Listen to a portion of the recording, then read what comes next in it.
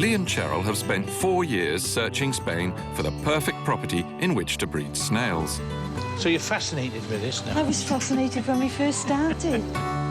They finally found a plot of land at Zafaraya in the hills of Andalusia. And despite the obvious problem of clearing and levelling the site, a deal was struck there and then with English owners Alan and Lynn. I think we talk the same language, don't we? No worries. Yeah. Do you know Wales? Yeah.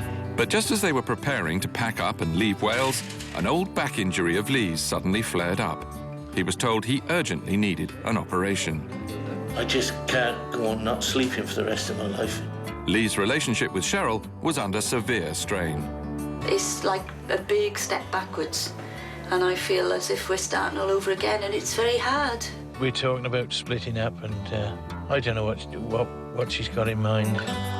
So, with their plans for the future in danger of collapse, Lee ignored all medical advice and headed back to southern Spain.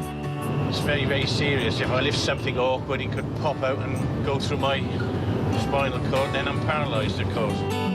Now they're hoping to rent an idyllic farmhouse near to Zafaraya, but it all depends on whether Tilly, their dog, gets on with the girl next door. Oh. Uh-oh, quickly. Tilly! Tilly! Tilly!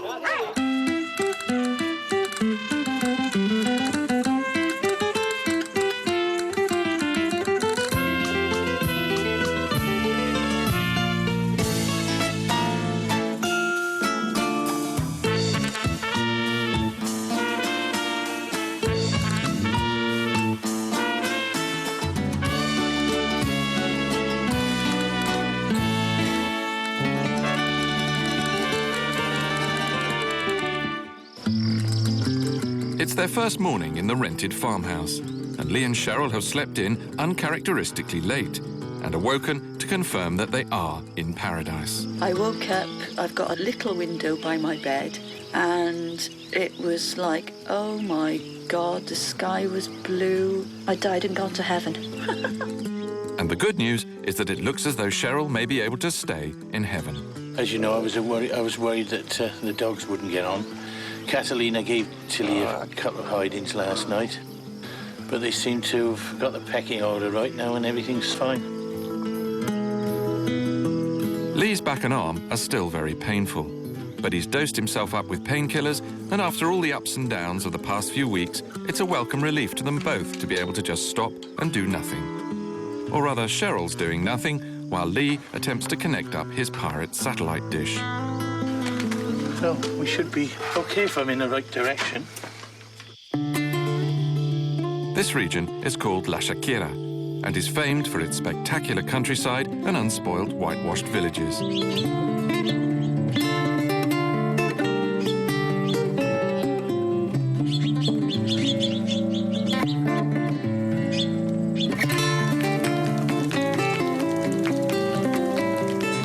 On a winter's day such as this, what could be more pleasant than ambling through these ancient streets?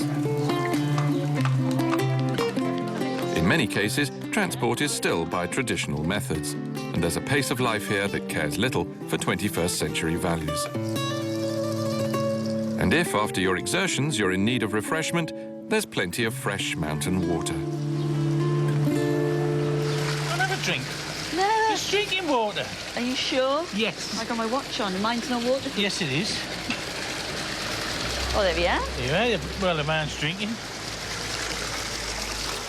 Cheryl's doubts are quickly expelled, and this water is about as pure as you can get. For lunch, they're keen to try the local delicacies, and at El Cantueso, a local restaurant not 10 minutes away from their farmhouse, they've asked the owner to choose a selection for them, and they're not disappointed. We've got some prawns, and we've got some mushrooms stuffed with bacon, I think. Bacon now. and garlic. And then there's chorizo with peppers, Peppers. which, in my opinion, is the best. I mean, look, if we were home and we went to go out for lunch, what would we do? Fish and chips Fish and down chips. the local chippy. It would be hard to imagine a more idyllic spot to be lunching. But at the back of Lee's mind is the thought that he'll have to return home in 2 months' time and have his spinal operation. I'm not a coward, but it worries me, because if it goes wrong, the doctors said there was no guarantee that the pain would stop. And I have spoken to people who've said that it hasn't improved when they've had the operation, so I don't know. To our future. So this is to Spain. Salut. Salut.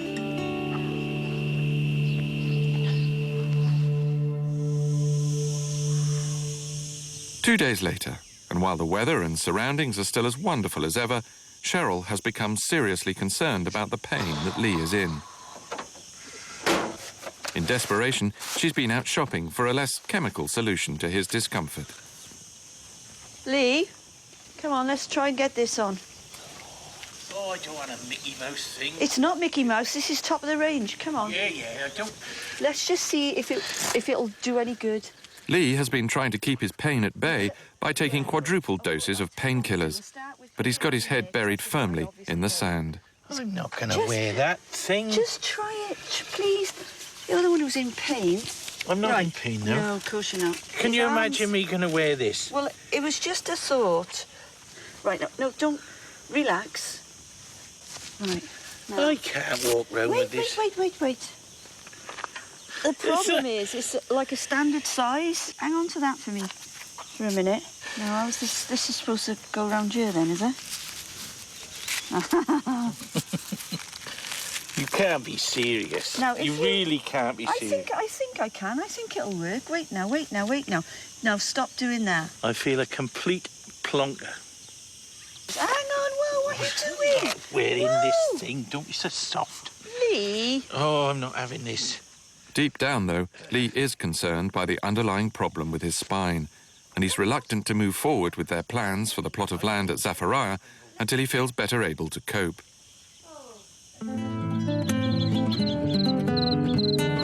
But after a week, word gets out that they're back in the area, and Alan, up in Zafariah, is understandably keen to know what's going on. He calls and invites them over, but Lee is not feeling well enough to confront their future plans. We're really looking forward to going there because we've been invited to go to a concert that the kids are putting on. I don't know. As you can see, I'm having a bit of problem putting my shoes and things on, and there's no way on this planet that I can build roads and build houses at the moment, so... It'll be lovely to see them again, but well, mixed feelings, I suppose, is the word.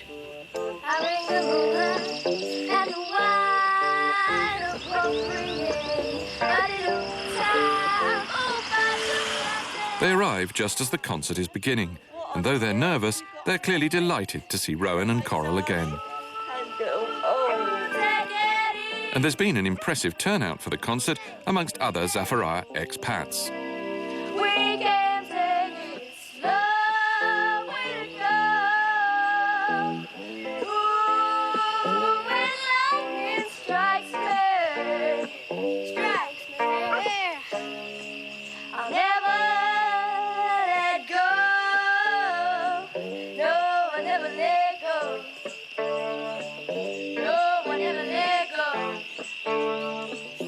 These might not be quite the bunch that Lee would normally share a pint with, but during the interval, his eco-friendly snail and worm plans make him instantly one of the gang. You're not doing composting work? Yes, You are of doing course, composting work for composting toilet worms and things like that, composting what toilets.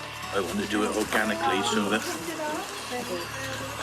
Well, because it's the best way to do it. Yeah, that's right. So where are you setting up your snail farm? Well, hopefully I'm going to do it here. I've been putting my head in the sand. He had a little bit of a, I got pins and needles, you know. Oh, my arms. Well, you don't take any notice of stuff like that. Everybody gets pins. Tim, the estate agent who found them Zafariah, has also joined the party. This big macho man never said nothing, did he? And a friend of mine told me it's because the snails, they collect the snails in and the snails go in. Since their first visit, word of Lee and Cheryl's snail farm plans have become the talk of the town. And John, a neighbour from the next valley, has been mulling over molluscs with the locals. Yeah, we spoke to Enrique. He's a bit of a font of wisdom in the area. Ah, right. And we just happened to mention about your idea for the Yeah. snail farm and stuff. And he was like, I don't know, it could be a bit cold for them. He was saying the snails like a bit more humidity. So we could meet him then, right. obviously, because I'm trying to find as much information as I can, you see. Well, I hope it all works out. But most importantly, Alan and Lynn are keen to be brought up to speed on why they haven't heard anything with regard to Lee and Cheryl's plans for the land. All with the back problems and everything, obviously, that you needed to cope with that we weren't directly involved with and everything. And I think that was our confusion. You just seemed so pleased when you saw the place. But of course, there was so much going on in our lives. You had Well, no that's idea. right, yeah. The grand going and all the Yeah, rest of it. yeah. It's like coming home, isn't it? Although we don't live here, it's like coming home. It was just, you know, this is it sort of thing. It's not hard to see where the girls' musical ability comes from. Their father, Alan, is not only the guitarist, he also wrote the songs.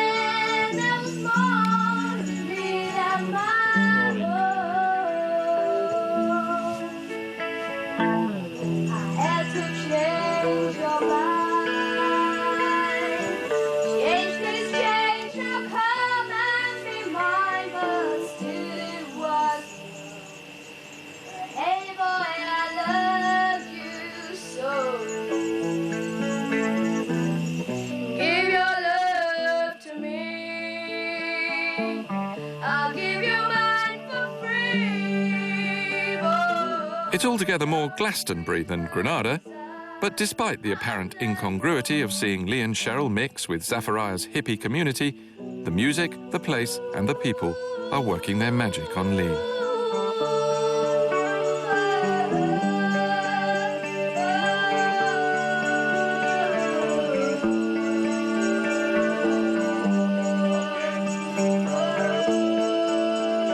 In fact, he's become deeply moved by the whole experience. Woohoo! Well done.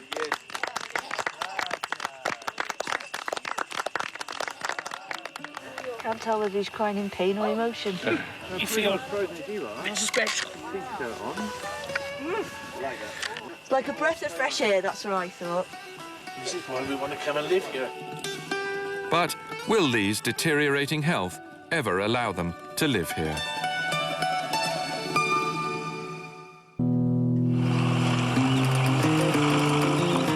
Lee and Cheryl's trip to Zachariah has revived their determination to make the project work. Crucial to a successful outcome would be for Lee to find a cure for his back problem. And several of the alternative crowd up at Zachariah suggested he try an alternative remedy. Just 30 kilometers drive from their rented farmhouse across the glorious hillsides of La Shakira lies the magnificent city of Alhama de Granada, perched on top of a huge gorge. Alhama means baths in Arabic, and the town is famed for its natural hot water springs. The health-giving properties of these waters have attracted people since the days of the Roman Empire.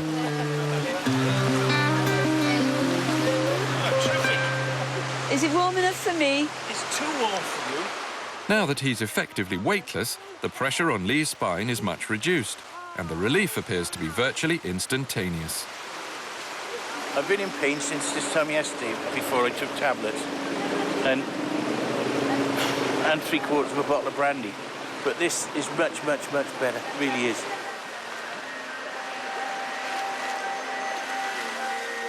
The waters that flow here are heated naturally by the earth to a constant 47 degrees centigrade. After weeks of fighting constant pain, the effect of these springs is startling and rather worrying. Lee is becoming frisky.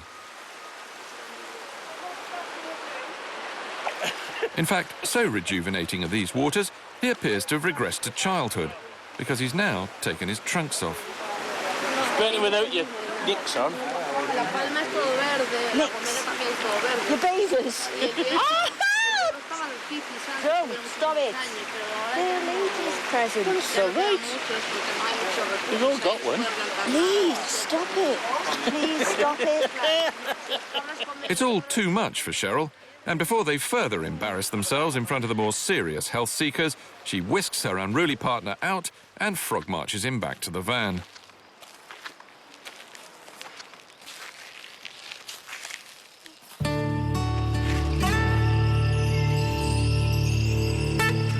While the hot springs proved effective in refreshing the parts other cures couldn't reach, the relief is purely temporary.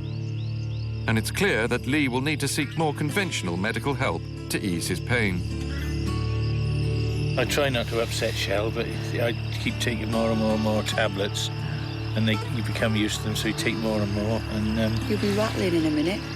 well, it's not that, but they'll have side effects with stomach problems and things like which the doctor has already told me that. So what the hell do I do? It's hard to focus on what we're going to do next whilst this is going on.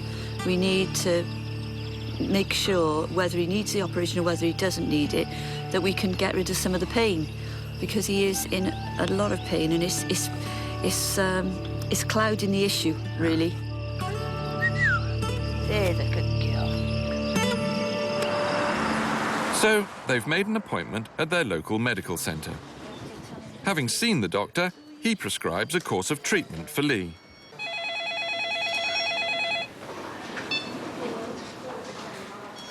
I have to have an injection every day for the next 10 days. The doctor has suggested it, and we'd try anything. And a dosage of enough anti-inflammatory to fell an elephant is to be injected daily into his bottom. The idea that he may soon be out of pain is clearly an enormous relief to Lee. Does that hurt me? No. I'm imagining a pretty girl that's putting it in. Finish. Finish. Job done? Yes. What does that injection do? No idea. But it gives Shell lots of sport anyway, so... All right. Yeah, lovely jubbly.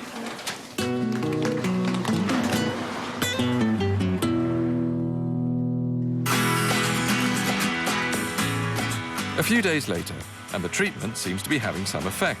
So Lee decides, rather belatedly, that they should check out the suitability of the Zafaraya terrain for their snails. They embark on a short but spectacular journey over the mountains of La Shakira to the village of Alfanate, some 1,000 metres above sea level. They've come here to meet up with John and Helen, the couple they met at the concert at Zafaraya. But before they can get on to snails, Lee is keen to discuss a linguistic question that's been troubling him. I wonder if the dogs have a different language. Spanish and English, is it? Well... They have their own language. It's called dog language. Spanish dogs understand Spanish people if they're in one. Yeah, Spanish dogs would respond to Spanish commands and English dogs would respond to English commands. But when the two types of dogs got together, they just they were Well, they don't speak to each other in dog language. Yeah. Well, it's a question nobody's asked before, have they? No, because it's too stupid. This inn, the Venta del Alfanate, was built in 1690, and it's steeped in history. Over the years, its patrons have ranged from kings such as Alfonso XIII to Spain's most infamous bandit, El Tempranillo. With such a colourful clientele, it's no surprise to find that it's even equipped with its own jail. Prison cell, they used to have this in case some bandits came by and they actually managed to apprehend one. So they've kept it exactly how it was, flint walls. I think the beams are in all of this building are old eucalyptus trees. Then he couldn't get out, of course. Lee is fascinated, and somehow he looks very much at home here. Been there, seen it, done it. After lunch, John accompanies Lee and Cheryl to track down Enrique, the local sage. But unfortunately, they've hit the Alfanate rush hour.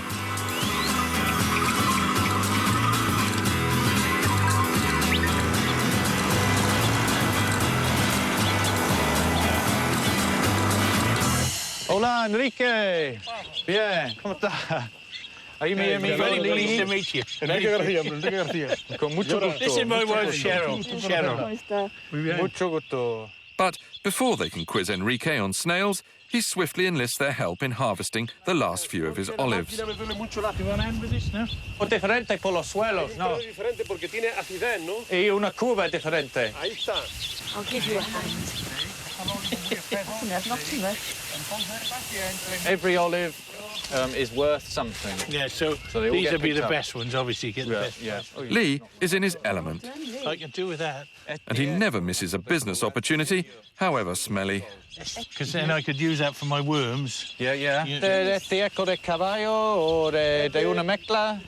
No, de caballo no, es de cabra, de oveja. De cabra. Okay, this is goat and sheep manure. Brilliant, brilliant. Finally, they get to talking about snails. Es un terreno igual que aquí, está a la misma altura de aquí. They're in the next valley along from Zafariah and at the same altitude, so anything Enrique has to say on the subject will be applicable to Zafariah. El hielo, Sí. hielo los mata mucho, los caracoles. Yeah, Yo no the- soy the- experto en caracoles, pero... No, he says he's not an expert, but he knows that the fact we get quite heavy frosts up here, and they do have a tendency to kill off the snails.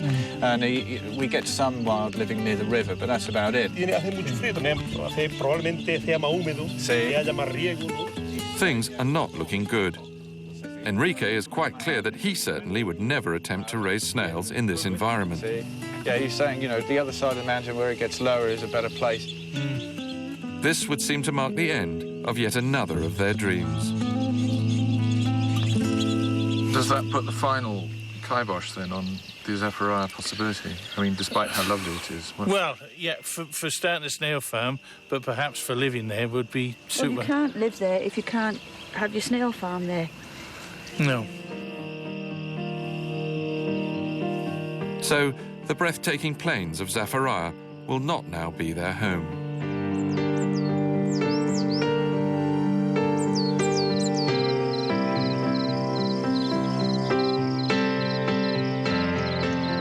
Alan and Lynn are disappointed, but typically generous in their reaction to this new change of events. I take pride in being able to sort of judge characters, and I felt very happy and secure with Lee. I don't think he's the world's greatest businessman, but he's a good bloke. He struck me as being a one-off. It's hard work to follow dreams and passions, especially when they're not the normal run-of-the-mill thing. So we really do, you know, admire them for what they're doing. This is my favourite spot to sit out and just... But while Lee may have lost his dream, at least he still has a good friend in Alan.